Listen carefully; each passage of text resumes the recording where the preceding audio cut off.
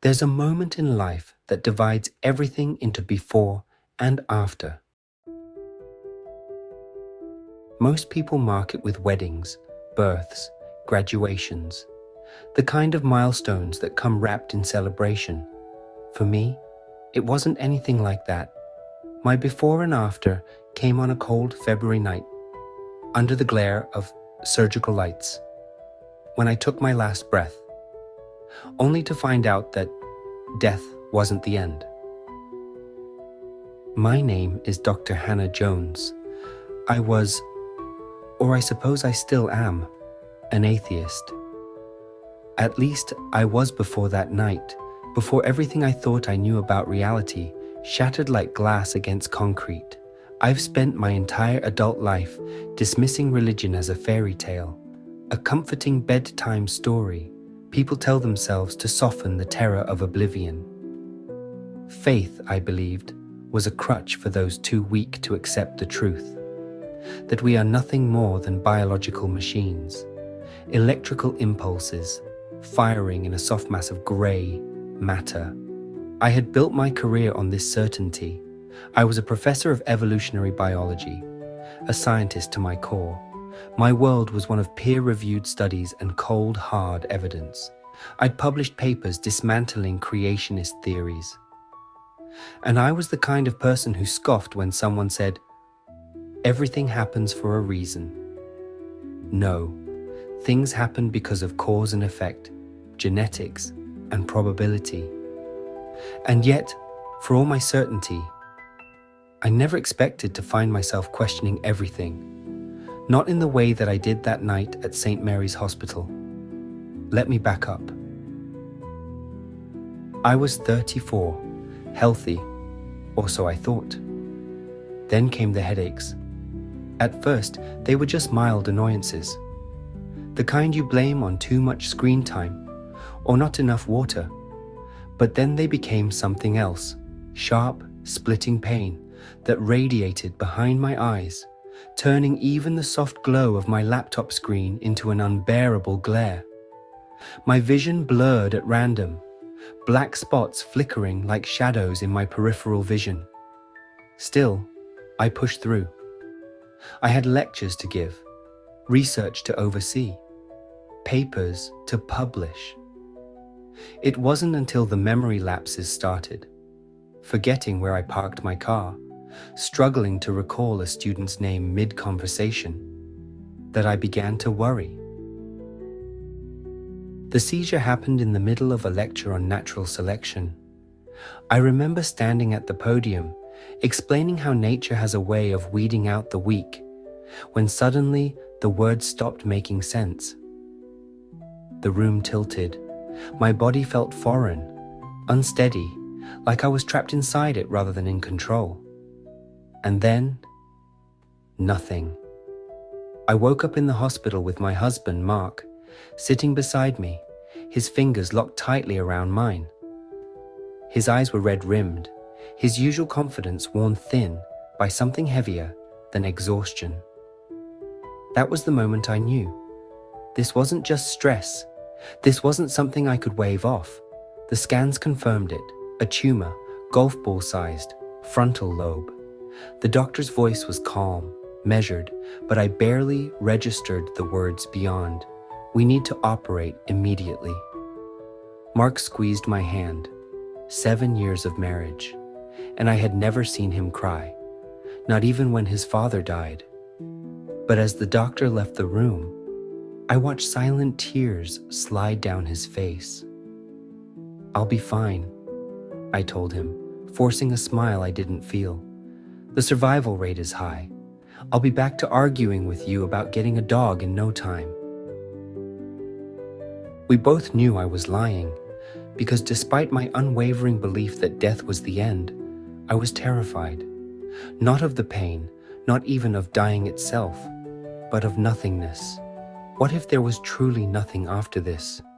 No awareness, no consciousness, just the vast eternal void of non-existence. For the first time, I understood why humans needed religion, why they clung to the idea of an afterlife, because the thought of disappearing completely, utterly, was more terrifying than any hellfire myth. The night before my surgery, I lay awake, staring at the ceiling while Mark dozed in the chair beside my bed. My mind ran through every time I might have already lived without knowing it. Had I already felt the sun on my face for the last time?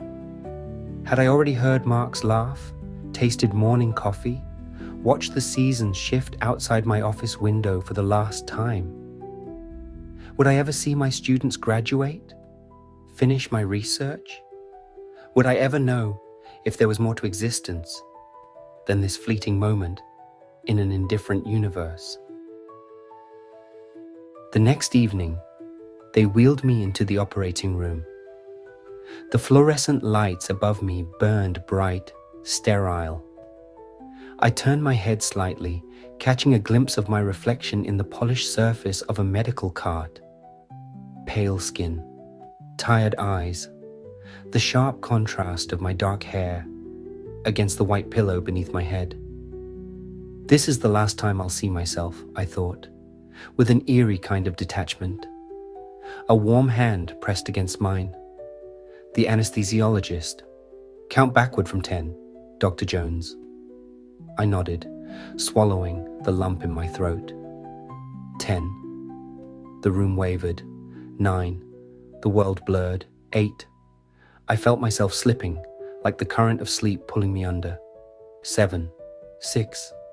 I never made it to 5. And then darkness, complete, endless, a nothingness that wrapped around me like ink spreading through water. But then something shifted. The darkness wasn't empty. It had texture, movement, a strange, almost living quality to it.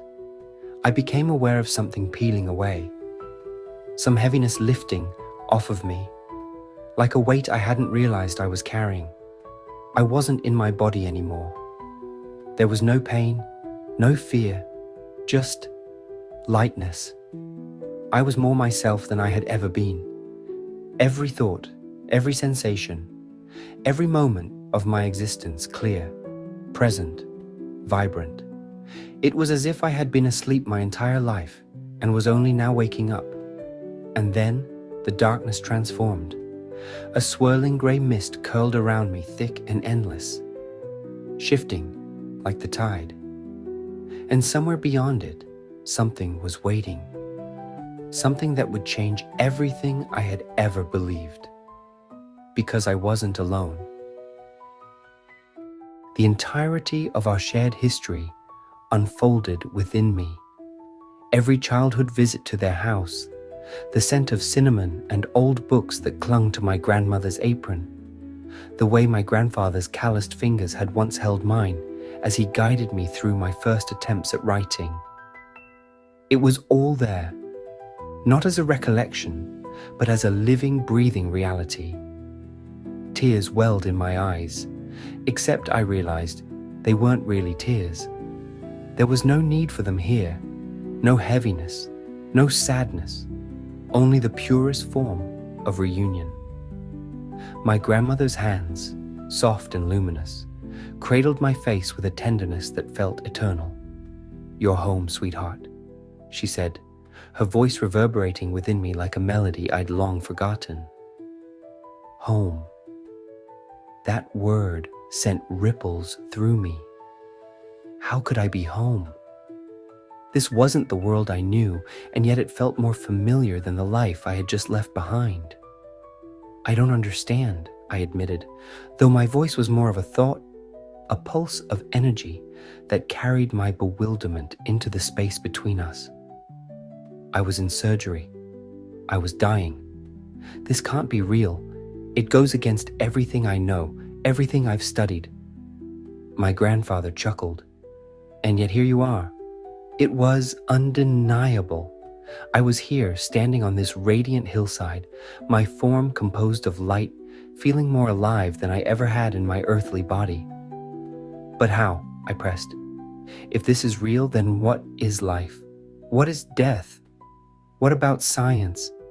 Everything I believed, it doesn't fit into this."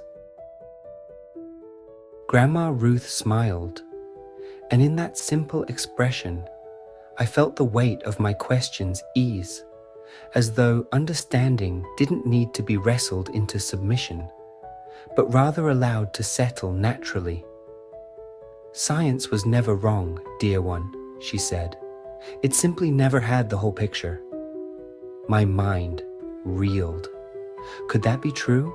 Had I spent my entire life grasping at only a fraction of reality, mistaking the edge of the frame for the entire masterpiece? But if this exists, I hesitated, struggling to phrase the thought forming in my mind. Then why doesn't everyone remember? Why isn't this knowledge universal? Grandpa Joseph stepped forward, placing a hand on my shoulder. Instantly, a flood of images and emotions rushed through me. Not words, not explanations, but an understanding that went beyond language. Life was a dream, a carefully constructed, immersive experience, one so vivid and consuming that upon waking, most forgot that it was ever an illusion. You wanted to forget, he said gently. We all do before we enter. That's the only way the lessons hold meaning. The lessons. The words rang through me with a resonance I couldn't ignore. Lessons? I echoed. Lessons in what? Grandma Ruth gestured toward the golden horizon. Come, sweetheart. Let us show you. A part of me hesitated. Was I ready? Did I want to know what lay beyond? But as I looked at them, at the pure love in their eyes, I knew that whatever waited ahead, it was the truth. And I had spent my entire life chasing the truth. With a deep breath, not of air, but of something far greater, I took their hands and stepped forward, beyond the limits of what I had once thought was real. A presence so vast, so absolute, that I instinctively knew I was standing before the source. Every atom of my being recognized him before my mind could even attempt to grasp it. It wasn't just knowing, it was remembering, the way a child, separated from their mother for a lifetime, would still recognize her voice, her scent, the safety of her arms. But this was beyond even that. The light around him wasn't just light, it was life, creation, consciousness itself. Every color that had ever existed, and many I had no words for, moved within him, shifting like a living aurora. Yet beneath all of that was something deeper, something that reached beyond the vision. Love.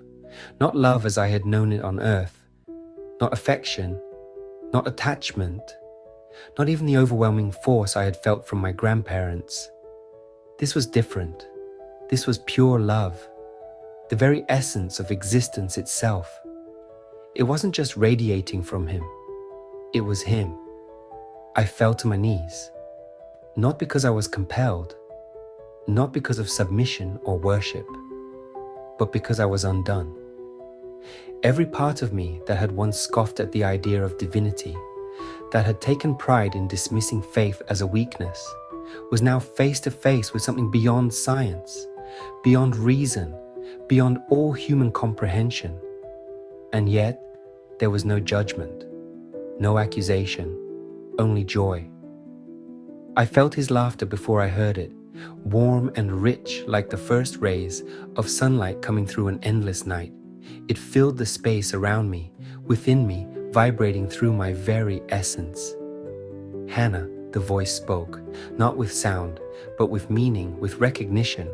It wasn't just a name being said, it was my soul being spoken into existence. I tried to form words, to make sense of the immensity of his presence, but there was nothing I could say that he did not already know. He saw everything, every mistake, every doubt, every moment I had turned my back on the possibility of him, and still, he loved me. No more than that, he welcomed me. You have searched for truth your whole life, he said, stepping forward. His form, still too vast, too infinite to fully comprehend, became clearer, more defined, as if adjusting to what I could bear. And now you have found it. Tears, if I still had them, would have fallen freely. I was so wrong, I whispered, my thoughts spilling out before I could contain them. I spent my life denying this, denying you. There was no rebuke, no disappointment, only an infinite, unwavering love. And still, I was always with you, he said, even when you did not believe. Even when you rejected me, I never rejected you. I could feel the truth of his words like a warmth sinking into my soul.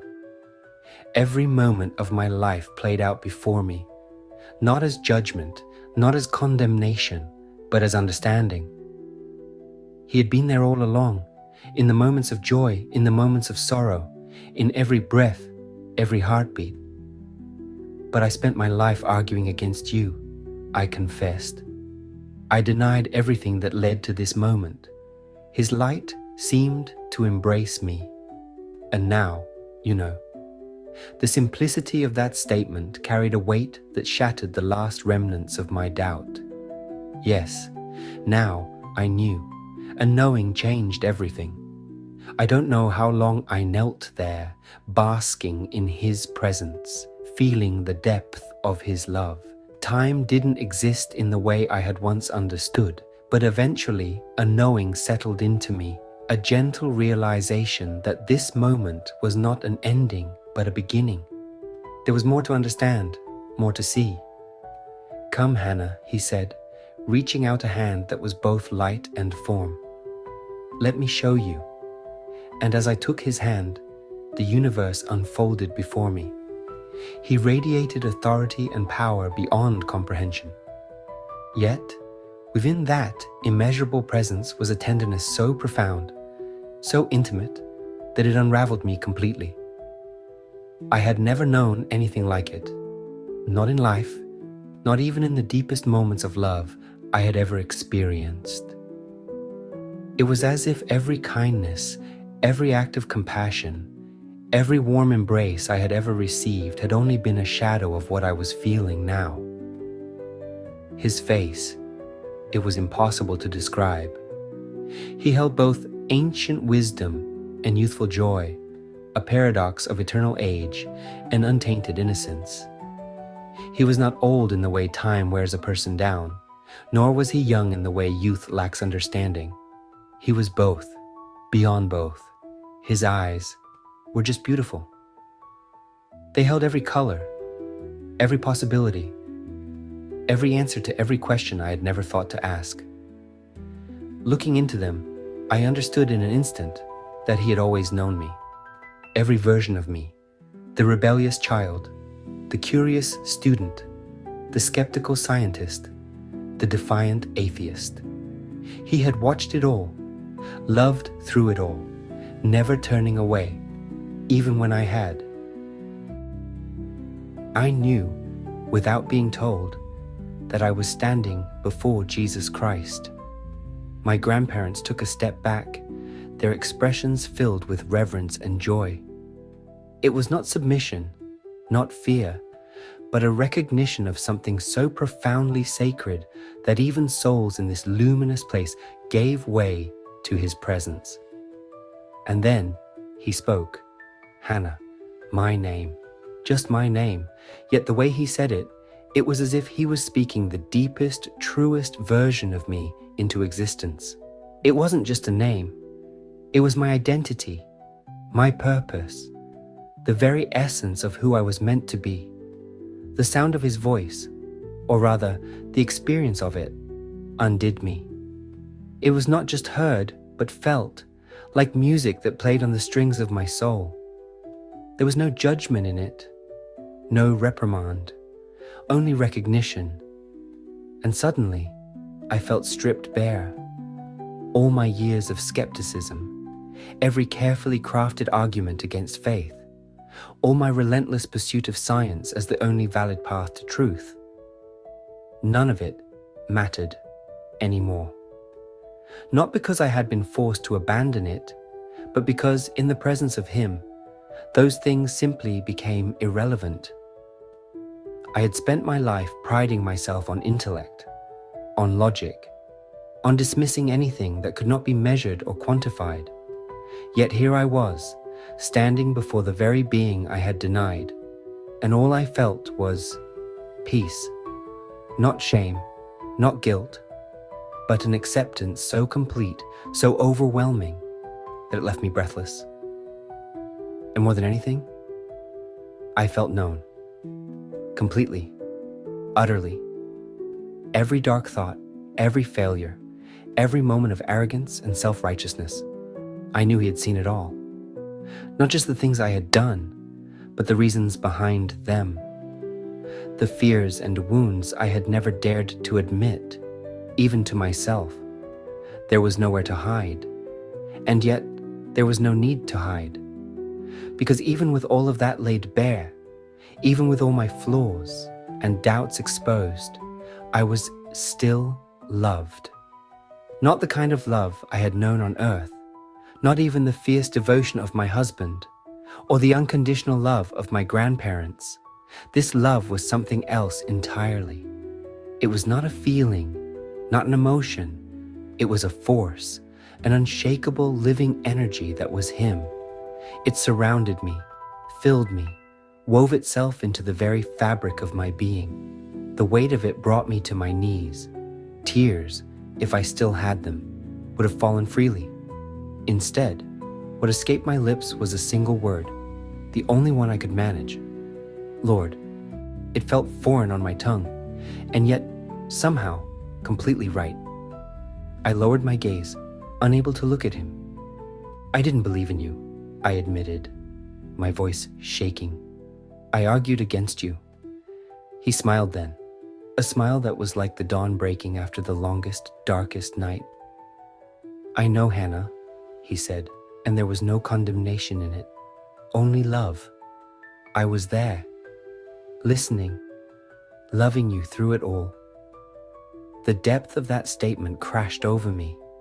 He had been there, through every debate, every moment I had dismissed faith as foolishness, every time I had turned my back on even the possibility of him.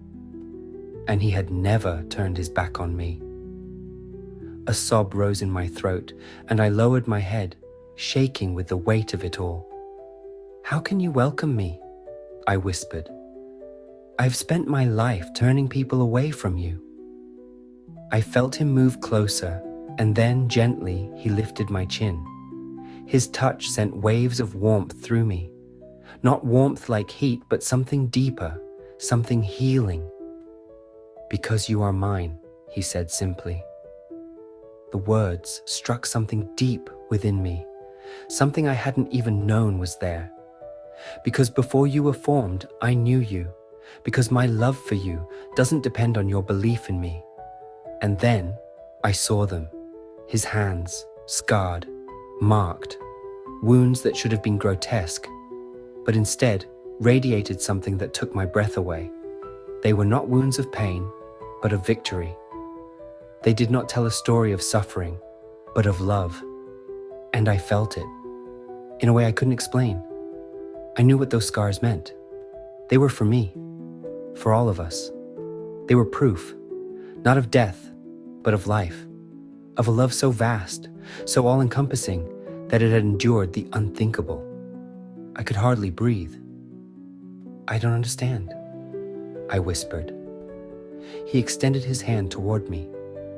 Would you like to? I hesitated only for a moment, then, with hands that trembled, I reached out and placed mine in his, and the moment our hands touched, reality exploded. Not in destruction, but in expansion. I wasn't just seeing anymore. I was experiencing everything. My entire being was flooded with knowledge, with understanding, with a vision so far beyond anything I had ever imagined. I saw the beginning, not as a singular moment, but as an ongoing act of divine creation, a symphony of love and energy forming and expanding across dimensions. The Big Bang, it was not random, it was intentional. It was the first chord in an eternal song. I saw quantum fields responding to consciousness, the observer effect, not as a glitch in physics, but as a glimpse into the relationship between thought and reality. Evolution. It wasn't a chaotic, unguided process. It was the brushstroke of an artist, the language of creation itself, constantly unfolding, adapting, exploring. DNA. It was not random, it was a language, a system of communication designed for infinite creativity within defined structures, allowing life to take form in endless, beautiful possibilities. And I saw myself, my life, my choices, the moments when divine guidance had been offered to me, through a stranger's kindness, through a persistent thought I had dismissed, through synchronicities I had laughed off as coincidence. I saw how my doubts had not been my downfall, but my path.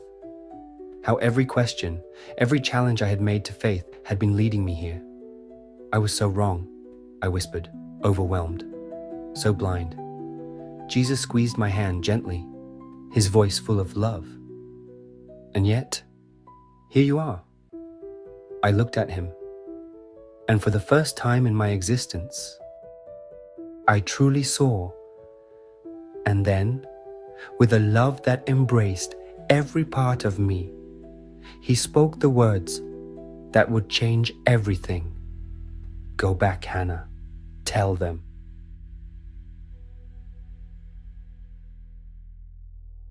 If you enjoyed this, give it a thumbs up, subscribe for more, or become a member for exclusive content. And if you'd like to show extra support, you can now give a super thanks. Until next time, take care and stay curious. What if I told you, you are never truly alone? Since the moment you were born, unseen guides have been walking beside you, whispering wisdom and nudging you toward your purpose in life. They are your spirit guides. But how do you connect with them? Welcome to Conscious Chronicles, a powerful new book series exploring the unseen realms of consciousness and spirituality. The first book, Spirit Guides, Who They Are and How to Connect, written by Anthony Larkin, unveils the truth about the guides who walk with us, offering insights into who your spirit guides are and how they influence your life. The different types of guides, guardian angels, ascended masters, spirit animals, and more. The deeper meaning behind life's challenges and soul contracts. Powerful techniques to strengthen your connection and receive their guidance. Have you ever felt an unexplainable pull towards something? A coincidence too perfect to ignore? Those moments aren't random. Your guides are speaking. You just need to learn how to listen. Through real-life encounters, practical exercises, and profound insights, Spirit Guides, Who They Are and How to Connect, will help you unlock the wisdom already within you. This is just the beginning. The Conscious Chronicles series will take you deeper into the mysteries of consciousness, the afterlife, and the unseen world. Start your journey today. Spirit Guides, Who They Are and How to Connect. Get your copy today. Available on Amazon in Kindle or paperback. The universe is speaking. Are you ready to listen?